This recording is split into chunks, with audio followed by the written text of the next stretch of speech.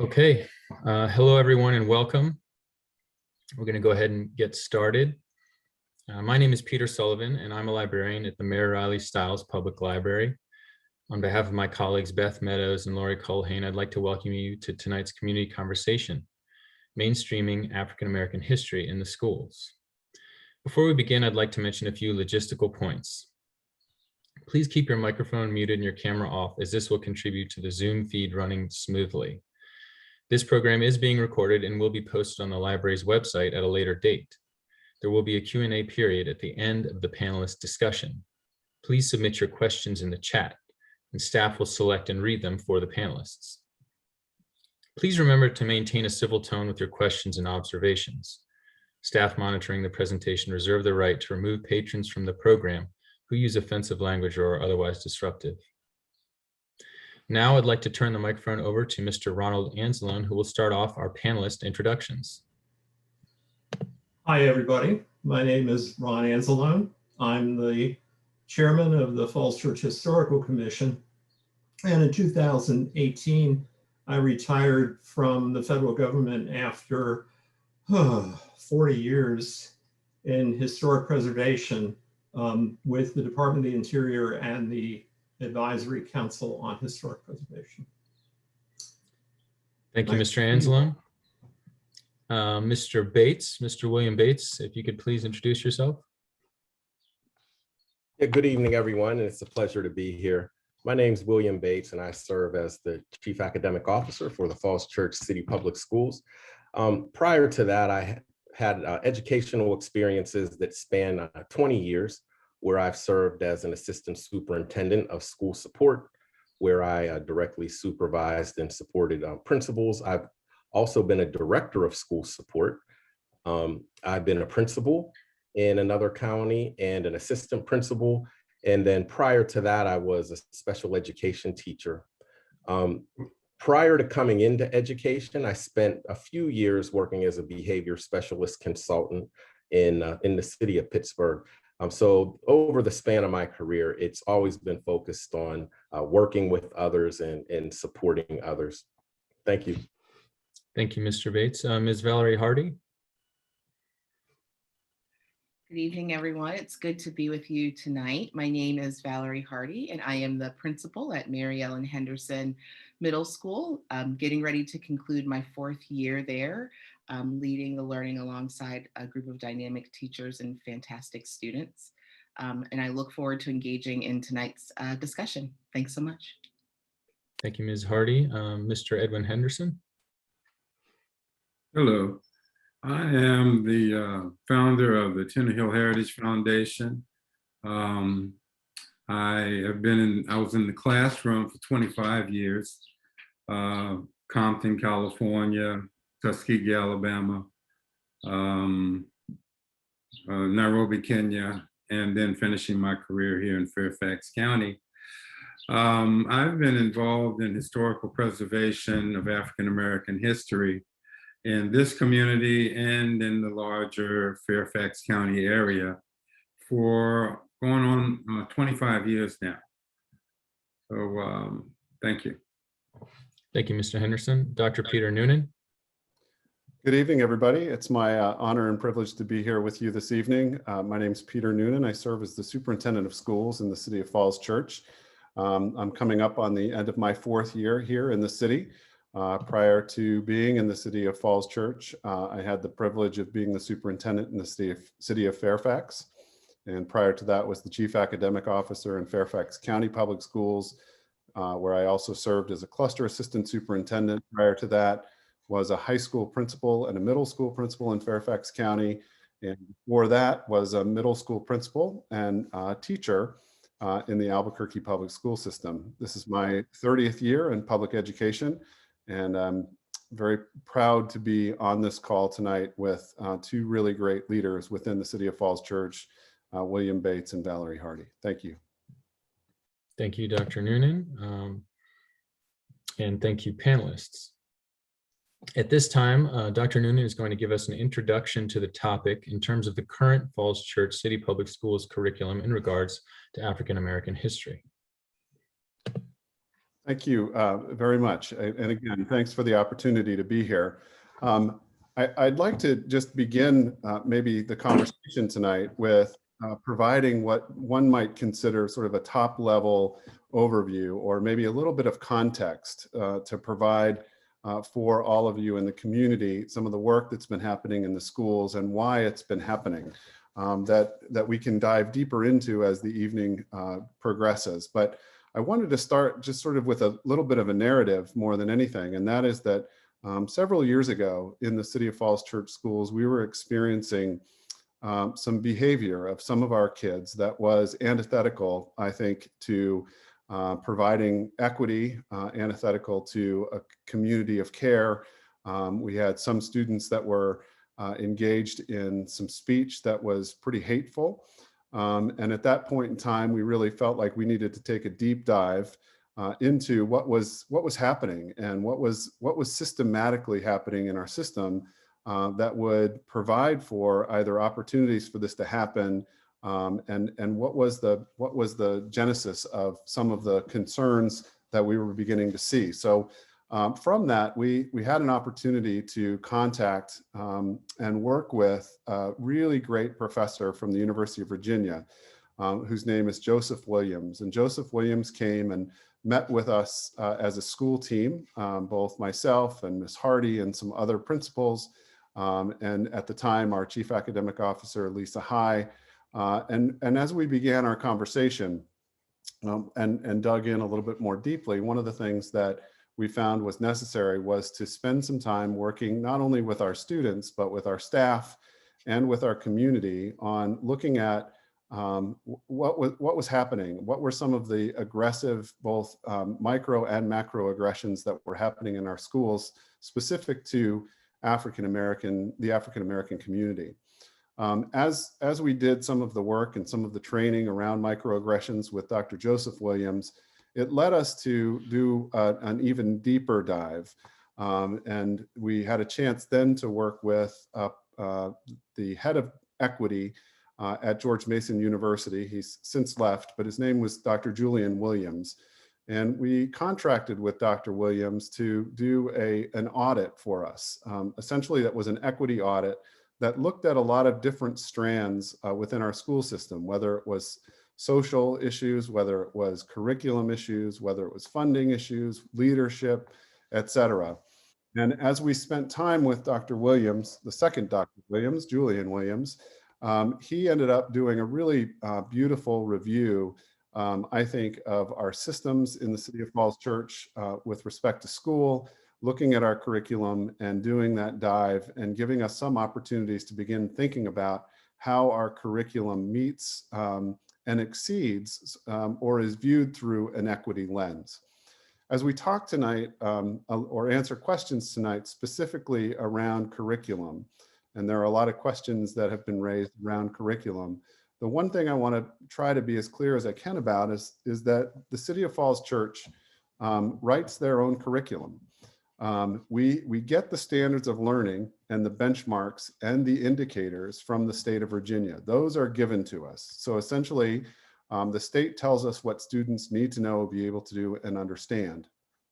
But it is up to us as a school system to take those sort of foundational documents, those core documents, and turn them into living, breathing activities, living, breathing lessons with our kids, that are engaging and thoughtful, and also provide further context around the work. So with that in mind, and thinking about the curriculum audit, I'm going to share my screen just for a second, because I'd like to share with you something that we had an opportunity to extract from the report that Dr. Williams provided to us that really helps us think about how we frame curriculum. So I'm hoping you can see my screen there. And on my screen, there's a 3x3 matrix. And it really gets to how do we think about a framework for inclusive leadership. And in many ways, it goes beyond just curriculum and instruction, but really gets to the heart of equity and inclusivity. But these are sort of the 9 questions that we really ask ourselves as we're developing our curriculum. So for example, when a team comes together, and the summertime is our big curriculum writing time, a team will come together and they'll begin working on updating their curriculum based on potential changes in the standards of learning that may have come down the pike during that year, or a review of the curriculum from the prior year to say, okay, what needs to be modified, adapted, and changed? And as those changes are made, here are some of the questions that they're asking as they go through those curriculum documents. And the first one in the upper left is, does this event, celebration, or curriculum accurately reflect US or Virginia history in a way that fully encapsulates the unique experience of marginalized communities? That's question number 1 that our teams are going through as they're revising our curriculum. Going across, does the proposed decision give stakeholders of all backgrounds a voice? So are we inviting everyone into the conversation? Is the policy, the practice, or the rule being fairly applied across the school division? Will the decision impact certain communities more than others? So when we think about curriculum and updates, thinking about how that may impact other communities as well is really important. Have we checked our biases and our privilege before engaging in a discussion about the decision? What more can we do as a division leadership to support and advance the values of inclusion and diversity? And then the last 3, are we deliberate on the critical decisions? Are the right people at the table, and have differing viewpoints and backgrounds been welcome and fully leveraged? What more can we do to ensure FCCPS students, employees, and community members experience a school division free of hate, bias, and all forms of isms? And the last is, what more can we as a leadership team do to facilitate productive, collaborative, respectful, and genuine interactions between stakeholders of all backgrounds?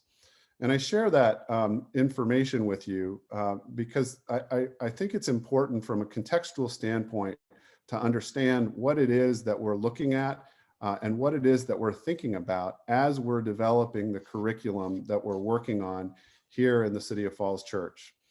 So with that, we also are working very closely with the state of Virginia to offer for the first time next year a new African American Studies course. And those standards of learning are continuing to be developed, but that is a course that has been taught previously in the state of Virginia for the last couple of years. And we do have an excellent teacher who has agreed to teach this next year, and we're really looking forward to that. We continue from a curricular perspective to review our library and our classroom materials to ensure that we have a broad representation of not only literature, but authors as well, to make sure that our authors of color are represented in our collections adequately, because we do believe that it's important that students of color particularly see themselves in the literature that they read. We continue to review our classrooms and our grade level activities to ensure that they're appropriate. And we stop those things that we find are inappropriate or in some ways could be indicative of some systematic racism in our schools. So I want to share just one example or 2 examples really of some curricular activities that we've stopped in the last couple of years as a consequence of us becoming more responsive to the needs of our community. The first is we used to, and it was a long historical program of Colonial Day. And we recognized that colonialism and Colonial Day and the way that it was celebrated in our schools was not consistent with what our belief systems were. And that actually has changed now to a History of Virginia Day, where we tell a fuller history of the truth of Virginia. The next is we also have a science unit that we've looked at in the past called Monarchs, Milkweed, and Mexico. It's a really great unit of instruction where we talk about milkweed and how the monarch butterflies come back each year. But during that, there was some pretty significant cultural appropriation that was happening in our classrooms that, again, was inconsistent with the equity desires that we have around curriculum and instruction. The next sort of top level thing I want to share that we've been working on in our system as well is that we have developed an equity division leadership team. And that is an established group of people from across the division, from teachers to administrators to staff that work as sort of a clearinghouse for ideas, professional development, and work around equity. And that falls under the direction of Dr. Jennifer Santiago, who is our first Director of Equity and Excellence in our school system.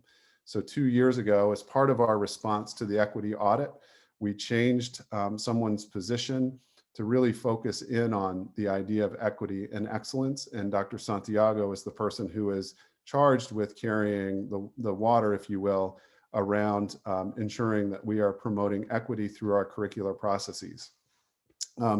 Recently, if you've been following the school board discussions, the school board recently passed, I believe, what is one of the most comprehensive, meaningful, and strongest equity policies in the Commonwealth of Virginia that requires the school division to, again, do a very deep dive in our curriculum, but also look at our policies and practices to support students of color and families of color in our community. And the last thing, just from, again, sort of a top level contextual piece that I want to share as we get into some of these questions is that we have done some pretty good work, I think, in the system since 2017 at hiring and promoting our leaders of color, particularly two people that are on our call today. Valerie Hardy came to the school system from Fairfax County to lead Mary Ellen Henderson and has done so beautifully. Dr. Bates came, or Mr. Bates, I gave you a degree already, and I'm on your committee, so I can't even do that yet, sorry. Mr. Bates came to us from Baltimore County and has been leading our curriculum and instructional programs in ways that are extraordinary as well. So we really are focused on ensuring that our school system really is representative of the community that we serve, not only our community, but the broader community, and ensuring that our students of color see other people, including leaders that look like them. So those are a few things that I wanted to touch on, just sort of as a general overview of some of the pieces around curriculum and instruction that we've been working on for the last couple of years that relate to equity. But since tonight's conversation is so focused on curriculum, I wanted to make sure that I was really clear that the state gives us what students need to know, be able to do and understand, but then it's up to the school division to interpret that and to develop the curriculum that goes along with that. That is not always the case, just so you know, because we're small, because we're flexible, and because we have really brilliant staff members, we are able to write our own curriculum in the summer. But there are other school divisions that are larger that will sometimes go out and purchase curriculum. And that's not what we do in the City of Falls Church. So it does allow us to, again, be more flexible and more nimble in our approach. So, Mr. Sullivan, I hope that provides a little bit of a kickoff for our conversation this evening. Thank you, Dr. Noonan. I see that Mr. Anzalone has his hand raised. Mr. Anzalone, do you want to respond? I just wanted to ask Dr. Noonan, that great presentation, what grade level is the planned African Studies course targeted for? It's at the high school level. Mr. Bates, Right. do you want to talk a little bit about that? Sure. So we're as Dr. Noonan mentioned, we're really excited to offer this, at least for us, the new African American history course.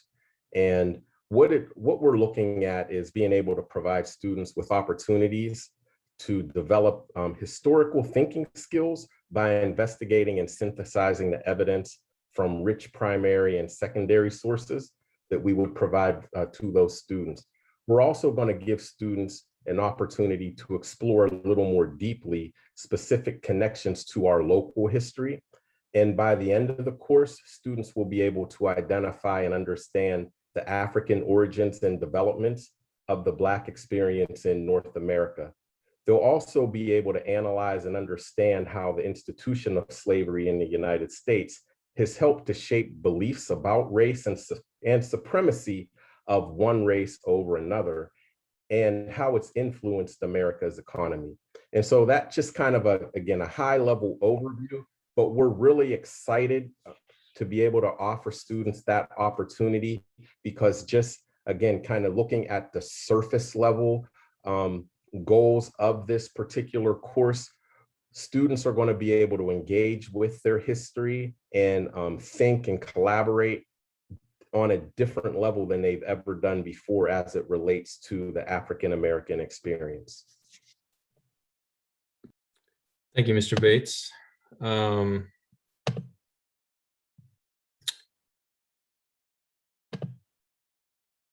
now go into the panel discussion, where I'll ask a series of prepared questions to which any panelist may respond. My first question: what, in your opinion, is important for young people to know about African American history as part of America's story? To what extent is this different or more specific from other historical trajectories, such as those of women, Asian Americans, Hispanic Americans, or Native Americans? Well, I'd like to speak to that. And I'm a big believer in context.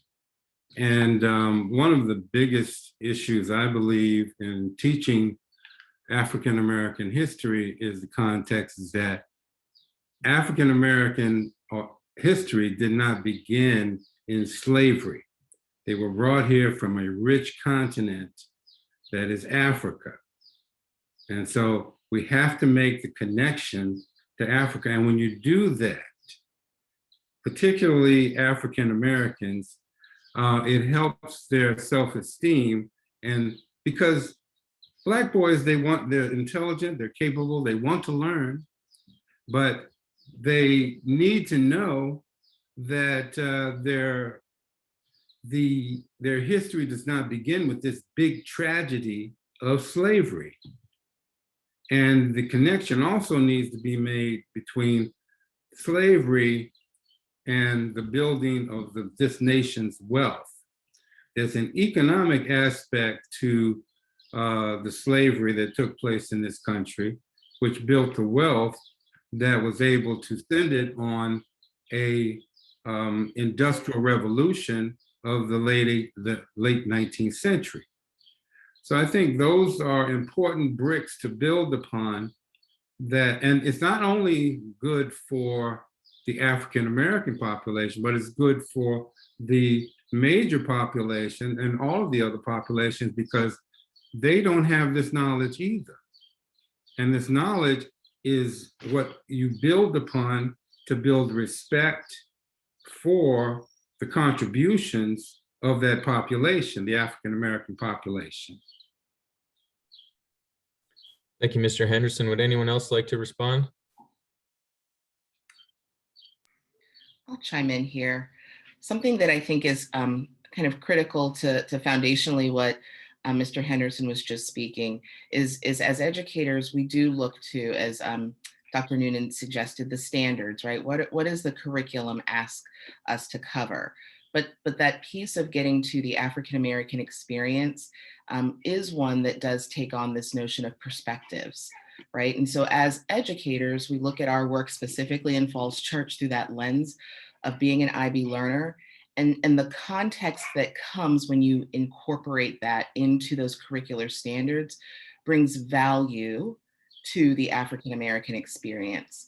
One of the things that we are really working to do is to not isolate the learning, right? So that it doesn't become a pocket of history that kind of runs in tandem to what we've known as the American journey, but that it is critically important to be seen as Mr. Henderson said, as in tandem with the experience and economic development of the country that we currently live in.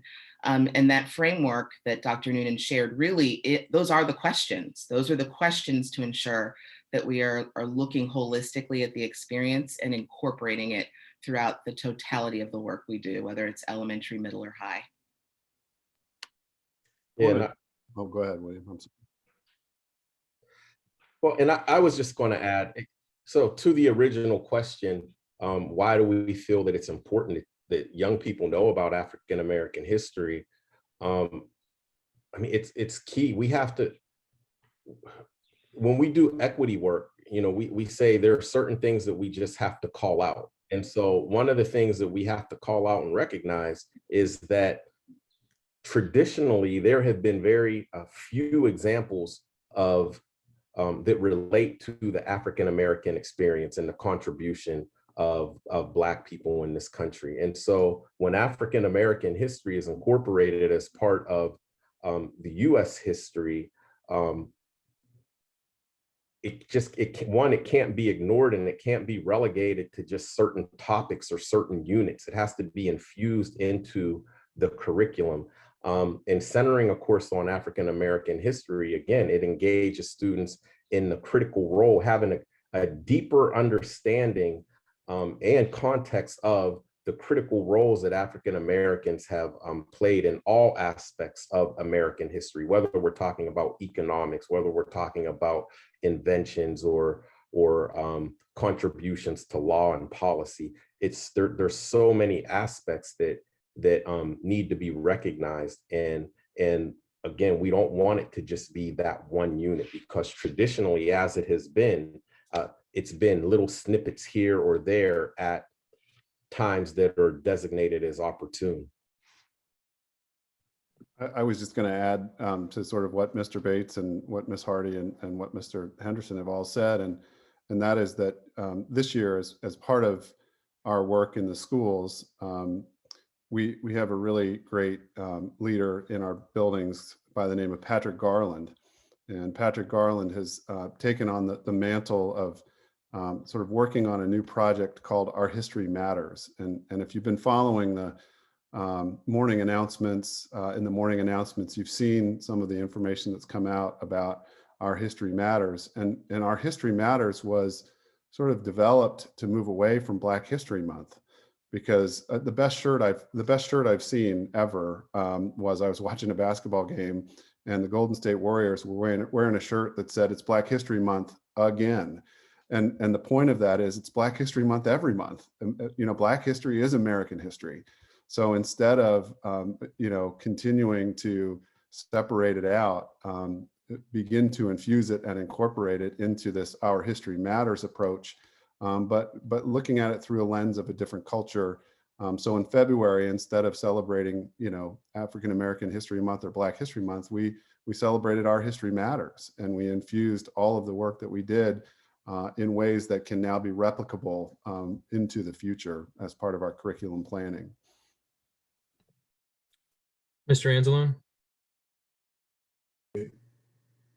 Sorry, I would just add that this is a great direction, I think. And I would just add that, especially among some of the younger students, but even at the high school level, and maybe more so at the high school level, it's so important to build empathy.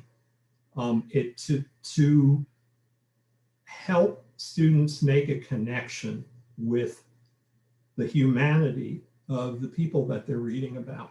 Not dwell as perhaps we did when I was coming through the school system a donkey's age ago, but really build on first-person narratives and experiences, and give kids an opportunity to see themselves in others and see others in themselves and in their neighbors. And I think in a community like Falls Church, that's just critical.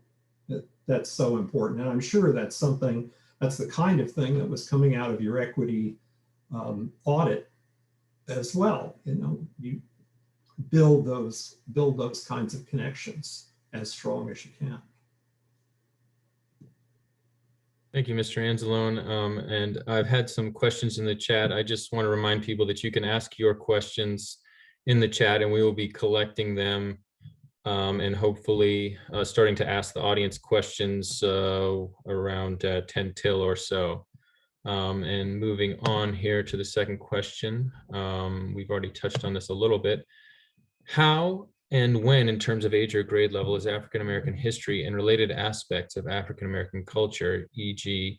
music, literature, and art, included in the FCCPS curriculum?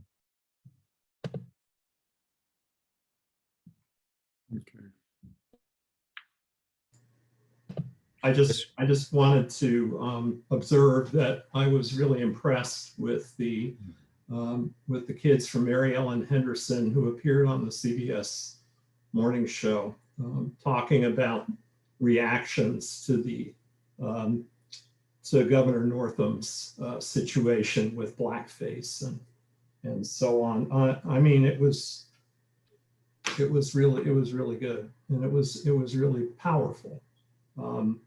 And so if there are ways, I know the African Studies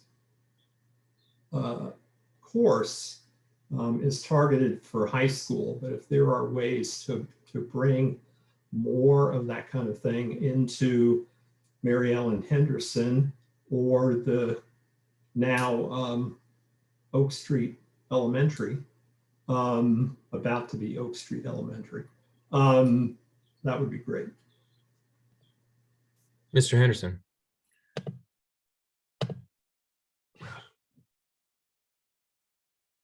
Mr. Henderson, you're muted. Sorry.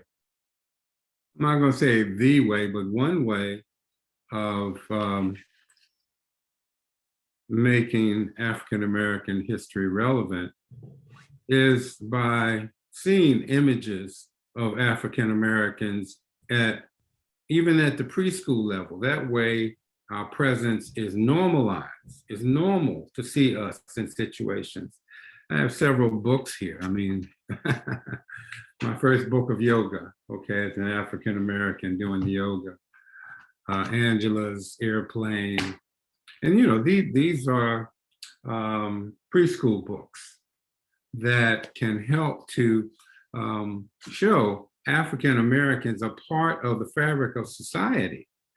And that's important. One of the reasons why I fought so hard to to have the school named for Mary Ellen Henderson was because I wanted students to see African-Americans in a light other than what they see on the nightly news. And I think that's important. Yeah, and if I may, to Mr. Henderson's point, so the great thing about the African American history course, and again, it's a high school level course, it's prescribed. As Dr. Noonan had mentioned earlier, we write our own curriculum. So part of what we're trying to do in our equity work is really engage teachers and inspire them. If there's an understanding or a deeper level of understanding that needs to take place, then kind of cultivating that. But so they're inspired to ask those questions. What types of texts and readings are we selecting? Are students able to see themselves in these readings or in these stories? What types of activities are we doing? I don't know for a fact, but prior to having a conversation about Colonial Day, I would pose the question, had staff actually sat and thought or engaged parents of students of color and asked them, how might you feel by having your child portrayed as this character or that character? Those are the types of questions that teachers are now engaging in as part of our equity work.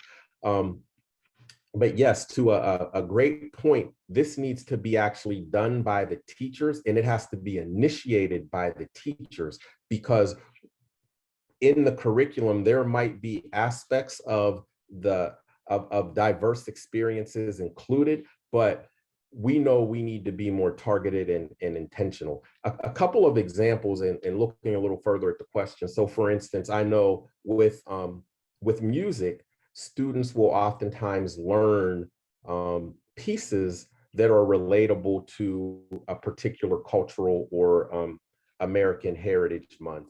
And so that's something that happens. But, again, I asked, do we need to wait until Asian American Heritage or Black History Month to teach students a song that might be relatable to that particular culture?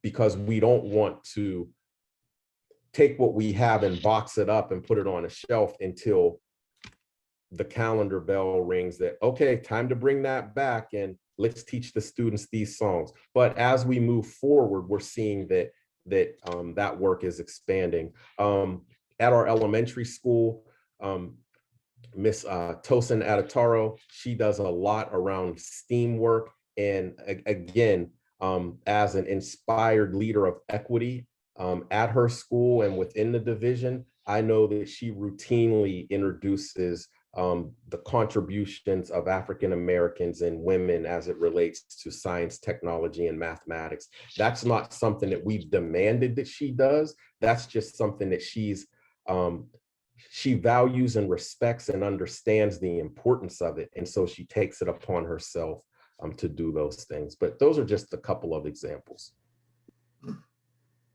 I'm curious, for any of the public school staff, in the development of the curriculum, what kind of assistance is available for teachers?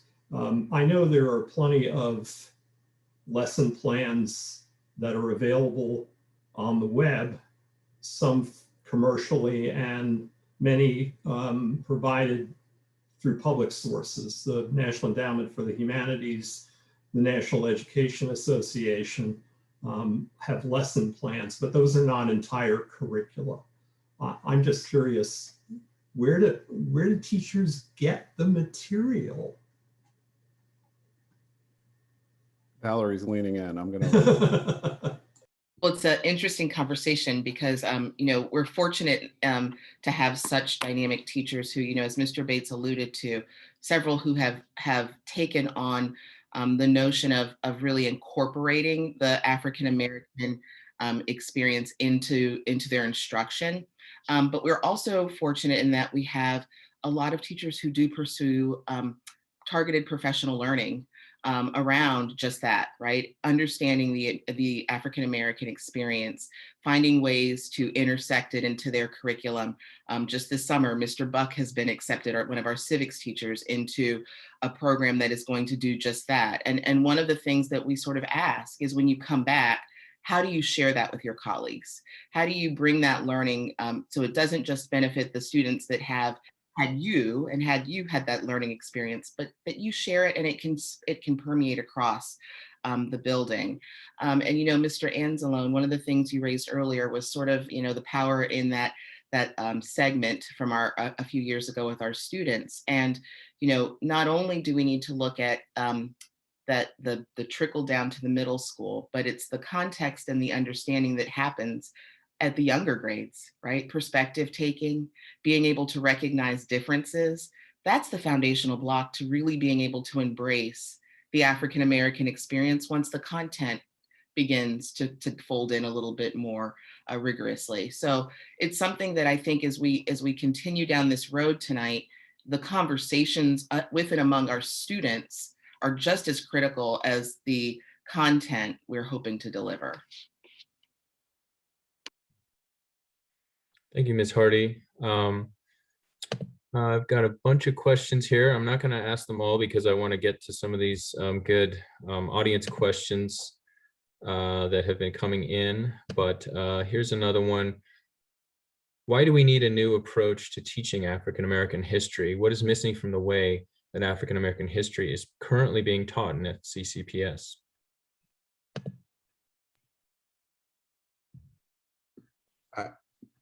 I think of my own experience, and again, it was mentioned earlier, if we don't take a new approach, someone like myself, I'm left to believe that based upon what I've learned through the traditional history curriculum, that people like me made little to no contribution to this country. That's why it needs to be changed, because we know that couldn't be further from the truth. And as you said earlier, Mr. Bates, or maybe it was Miss Hardy, there are snippets. We get little snapshots of things. The Tuskegee Airmen, the Buffalo Soldiers, the Red Ball Express. They don't have the context. You know, what was going on that led to any of those things. And then we always fall back to enslavement. You know, it seems like we're sort of stuck in that picture. And I can't imagine what that would be like, but I'm sure you can. Mr. Henderson. Yes. I'd like to relate that to the Black Lives Matter movement. It's not that Black history hasn't existed. It doesn't matter. It just hasn't mattered as much. It's always been a supplement that you wait until February to throw in, rather than something within the meat of what's being taught in the curriculum. There's a question here from Tina Ho. I'm going to try to get to about how slavery, history of slavery, people, you know, but the history of slavery here in America is tied to the capitalistic economic system of building the wealth of this nation. The brutality did not end in 1865. But as Martin Luther King said in his I Have a Dream speech, 100 years later, the Negro still is not free, because we went from being enslaved to being criminalized, mass incarcerated, and now you still have the shooting of unarmed Black men in the streets, you know, without any repercussions or justice being served. So you have to understand that the fact that this history has not been honored or valued and has not been mainstreamed into the curriculum. And I had the honor of listening to a professor from George Washington at an in-service at the beginning of the year, several years ago when I was teaching US history. And he was talking about how slavery produced, in 1860, slavery produced 65% of America's GDP. But as I looked around me, all of the teachers were working on their lesson plans rather than listening to the speaker. So you have to understand that we can build curriculum, but you have to have teachers that value that curriculum in order to teach it properly. And that's all. That's what I wanted to say about that.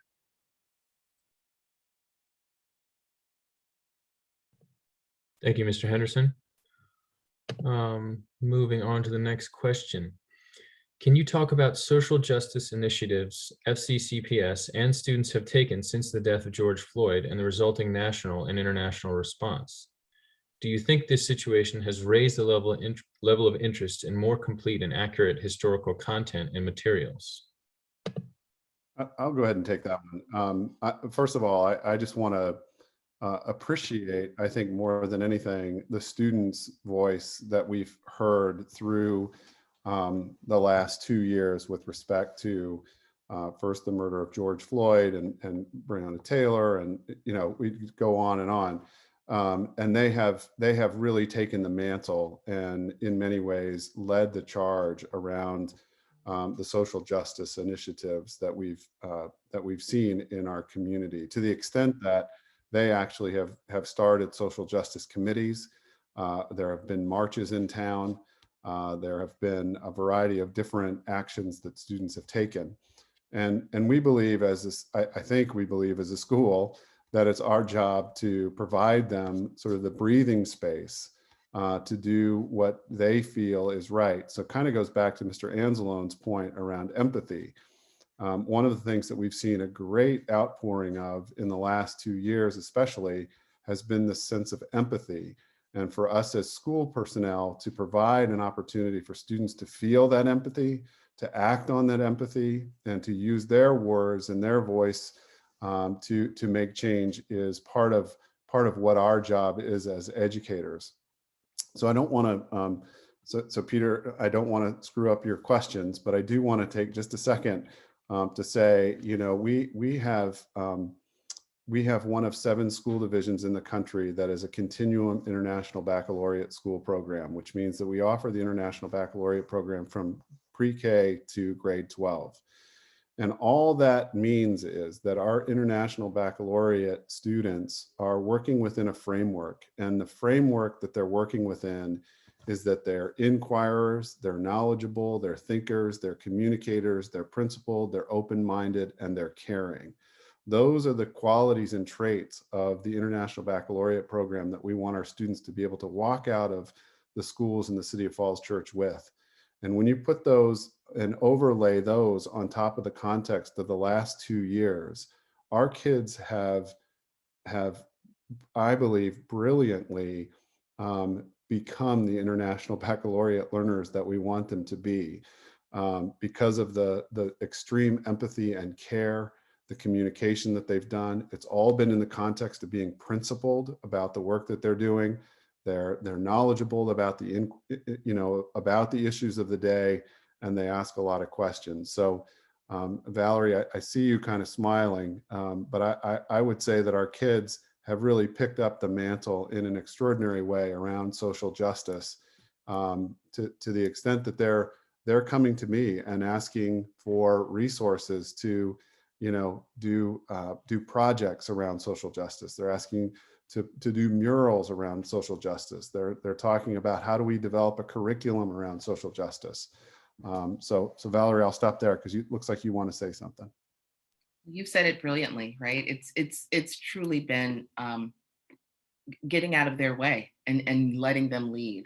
Watching them create lessons through our advisory program designed to promote dialogue and discussion, right? That they are building for their peers, right? Working in tandem with, teacher leaders, teacher sponsors to discuss hard conversations that frankly we struggle with as adults to engage in. And so, to Dr. Noonan's point, I think we've had so many concrete examples this year and in the previous 2 of our students really showing us a path forward as adults and reflective IB practitioners as well.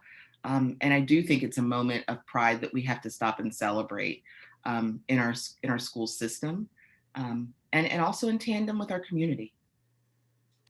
If I could just chime in and brag for a minute, we've had each year we've had student representatives on the Falls Church Historical Commission. All the commissions and boards in Falls Church get student representatives through the Citizens for a Better City, the CVC, and we've had some kids involved over the last couple of years whose passion for exactly those kinds of issues has just been great. And, and they want to see change in what we do and how we are portraying the history of this community that they live in, and how we are sharing that with people in ways that that they can really understand and appreciate. And so, I think it's great to be nagged and pushed and prodded by those kids. Thank you, Mr. Anzalone. If we could hear from Mr. Henderson and then Mr. Bates. Yeah, I am very encouraged by the young people in the generation that's coming up today. When you look at the participation of young people, not just people of color, but white people in particular, there is a groundswell of enthusiasm for justice in this country. And I think they're starting to recognize the injustice and how it affects all of us. We're all in the same boat, as Martin Luther King would say. If somebody starts drilling a hole in the bottom, we all sink. We're all in this boat together, and we all are going to either survive or not by the actions of all of us. And so I'm very encouraged, the marches, the rallies, the social justice committees that are started by students in this community. It's a new day, and I'm very glad to see it. William, can I interject just real quick before you?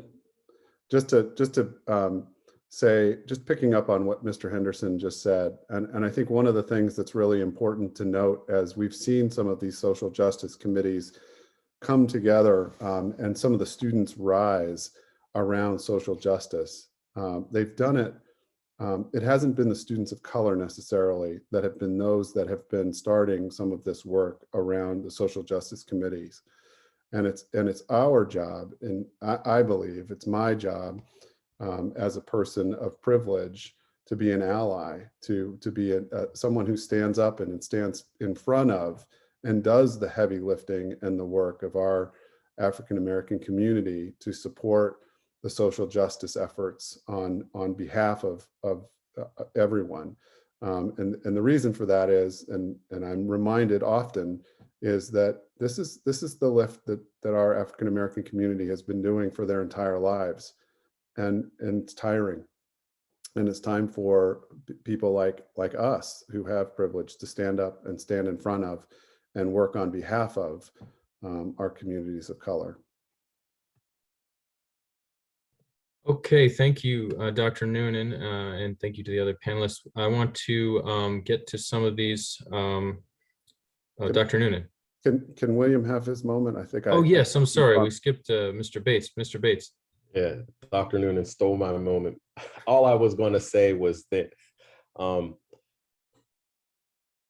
we talk about how proud we are of our young people. And it was mentioned that our young people, they exercise and they demonstrate empathy and care.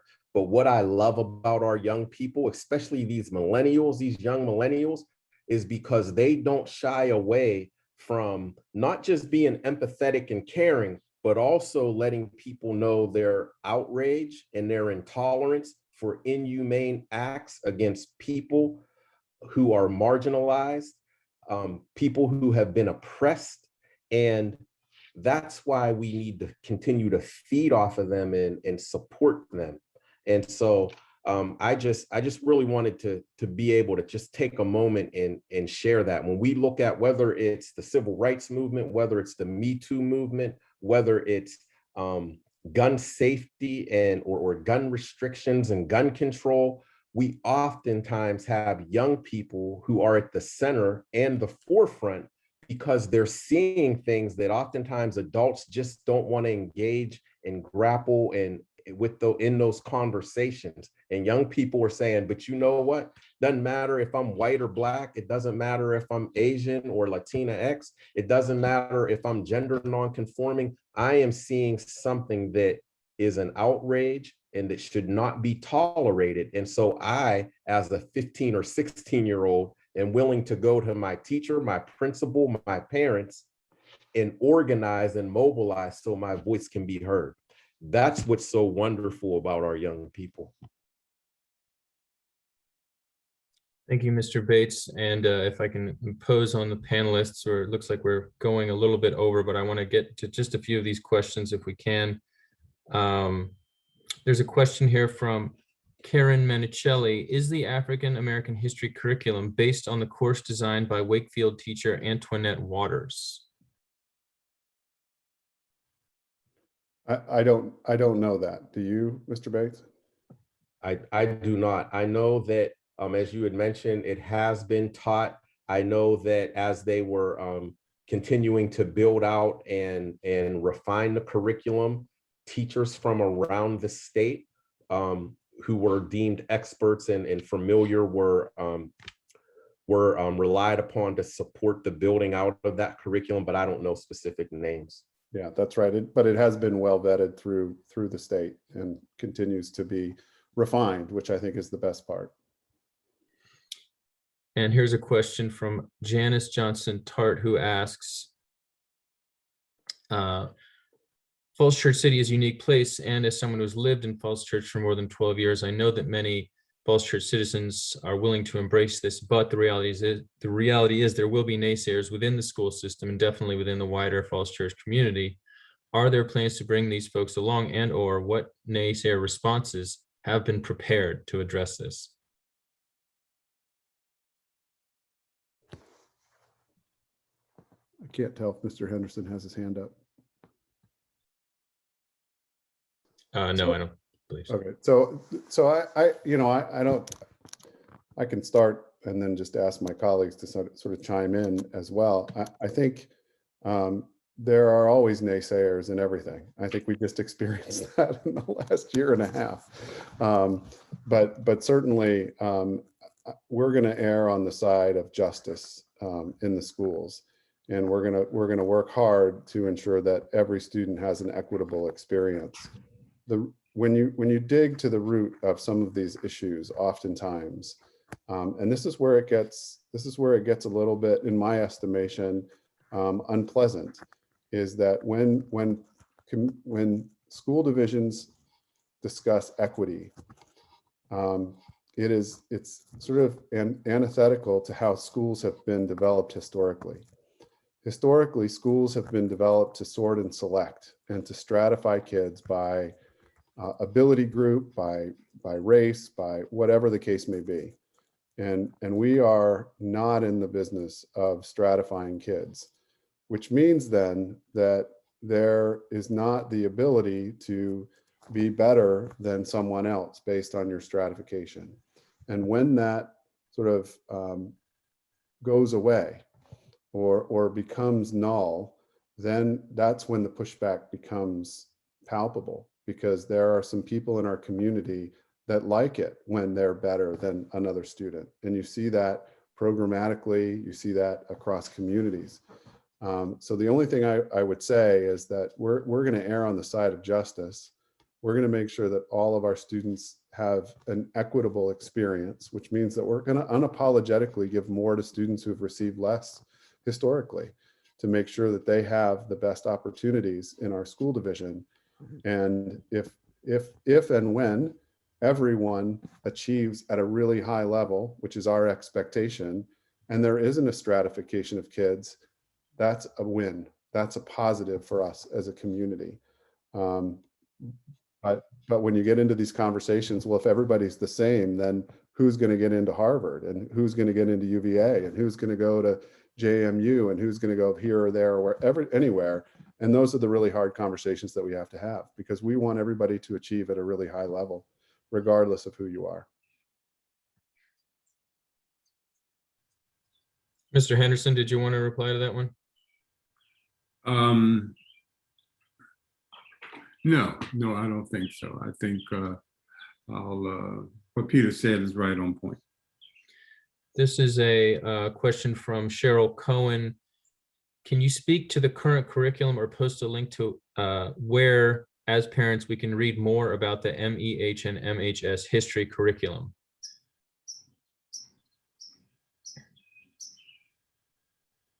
So I know on the website, we do have some subject overview guides that relate to what topics are covered in each of the history courses that students take with us. And as we begin to build out our curriculum to align to the framework that Dr. Noonan shared earlier, you'll start to see more of an integration of that through the work that's happening. But I would encourage you, please feel free to reach out to your child's teacher, to myself, or anyone on the administrative team, as each curricular area is incorporating elements of the work we're discussing here today, not only through history courses, but throughout all the content and disciplines happening in the school. Thank you, Ms. Hardy. And at this point, I'd just like to ask the panelists if there's anything else you'd like to add that hasn't been covered in the discussion thus far.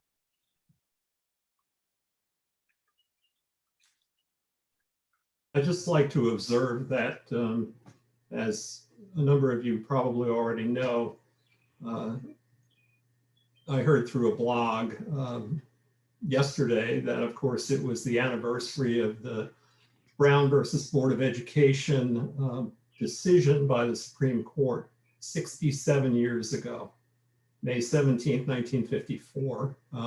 So this is rather a timely conversation. to happen. And I would add to that in 2023, the City of Falls Church will have its 75th anniversary as an independent city.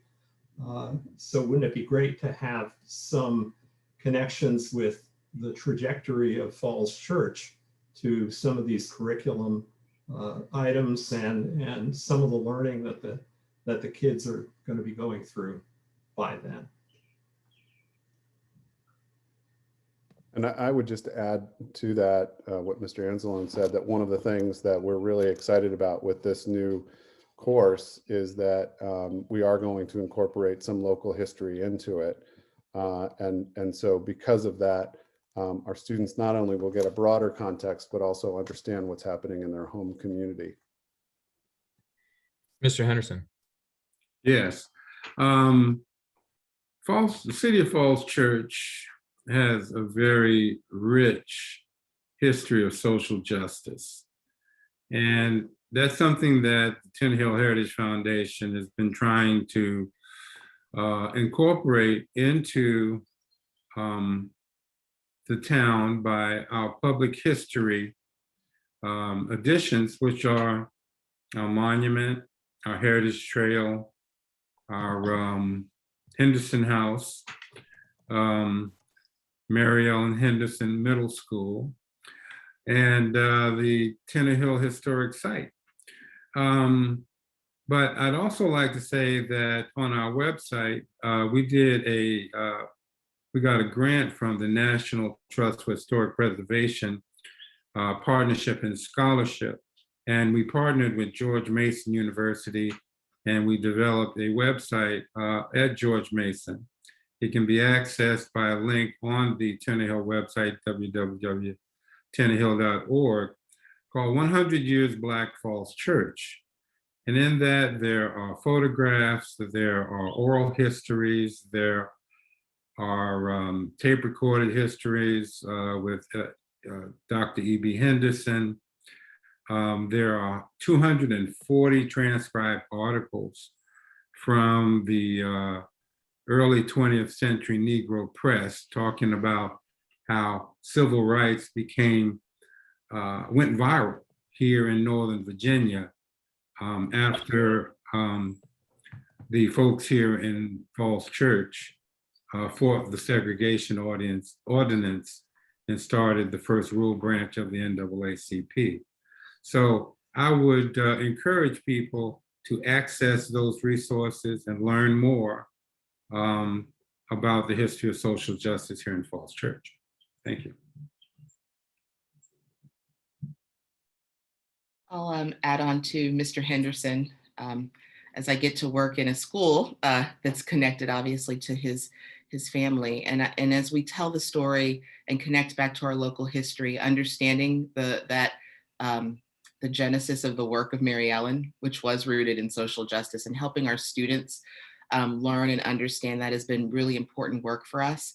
And I guess as a final thought, I would just sort of add that, you know, as parents, I see many of you on here tonight, you are a vital part of this conversation with your student. And as you go to the FCCPS website, Dr. Santiago has been building out resources for how you can engage in these conversations with your student. Obviously, recently they've been focused on real life events happening as we've been navigating those here pretty publicly, but also just engaging in these hard conversations that do support some of the curricular work that will be taking place is just as vital because we all need to be in this together. And we're just grateful that you have joined us tonight and continue to work alongside us as we embark on this work for our kids. So thank you. Mr. Bates, would you like to add anything? Just echoing what everyone else has shared. One, it's been an honor, but an honor and a privilege. But two, you know, this is part of the work. This is what it looks like. It looks like people in a community coming together and having conversations, having discussions, and digging into the current state versus what the vision is down the road and how we can get there. It looks like groups of people, diverse groups of people coming together and asking the right questions and inquiring. And so, again, this was, although it might look on the surface like it was a conversation or a panel discussion, it's much more than that. And so I just commend those who organized this event and put it together, and everyone who has engaged this evening. Thank you, Mr. Bates.